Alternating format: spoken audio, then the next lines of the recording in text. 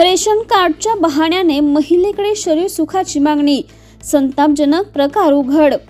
Ration card मिळवून देण्याचे आमिष दाखवत एका महिलेकडे शरीर सुखाची मागणी केल्याचा धक्कादायक आरोप आला आहे। संबंधित प्रकार उघड होताच परिसरामध्ये संताप व्यक्त केला जात असून प्रकरणाची तक्रार पोलिसांकडे दाखल करण्यात आली आहे। पोलिसांनी घटनेचा तपास सुरू केला असून दोषींवर कठोर कारवाईची मागणी होत आहे।